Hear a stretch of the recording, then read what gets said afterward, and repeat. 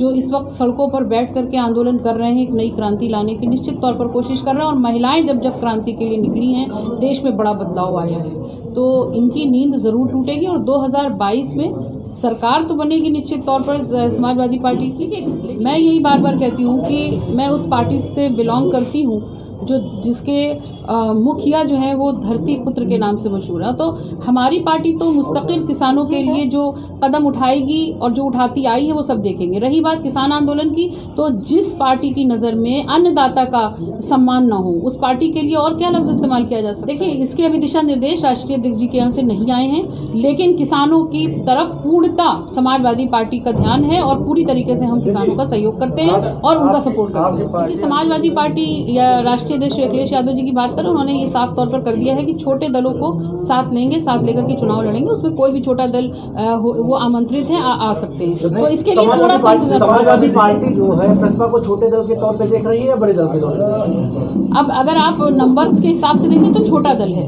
आप भाई देखिए, जो पार्टी होती है वो नंबर से बनती है। अब उसको दूसरे पहलू में अगर देखेंगे तो वो गलत रुख चला जाएगा, लेकिन अगर यूँ देखा जाए, एक छोटा दल है, शुरुआत है, तो उसके हिसाब से वो आमंत्रित है। सही उत्तर राष्ट्रीय अध्यक्ष जी देंगे और इसके लिए आपको थोड़ा इंतजार करना पड़ेगा। देखिए, ये आपने बहुत अच्छा सवाल कर लिया, मैं इसका जवाब बहुत बार दे भी चुकी हूँ। देखिए, हम जब आंदोलन कर रहे थे उसके बाद ये इस बात का एहसास होने लगा था कि जब तक आप मेन स्ट्रीम पॉलिटिक्स में नहीं आएंगे तब तक बहुत मुश्किल है सोशल वर्क करना।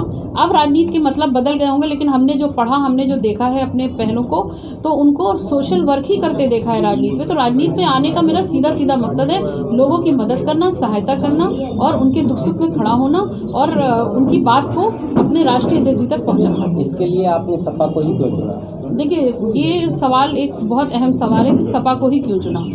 जब हम आंदोलन कर रहे थे तो उस वक्त भी जग जाहिर था कि हम एक संविधान की बात कर रहे थे जिसको हम बचाने निकले थे।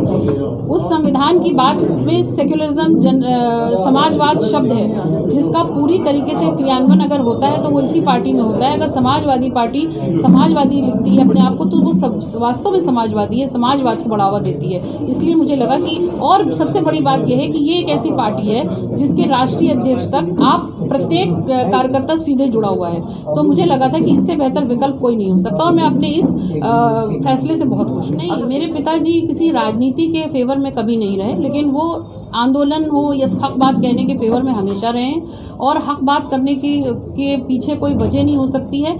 अगर मेरे पिताजी को हक बात कहने का वो दिया हुआ है, अज़्म है, तो हमारे अंदर भी वही खून दौड़ रहा है। और दूसरी बात यह है कि समाजवादी पार्टी को शुरू से हम लोग इस बात के लिए पसंद करते थे, चाहे वो नेताजी का ज़माना रहा हो और चाहे वो राष्ट्रीय अध्यक्ष अखिलेश यादव जी का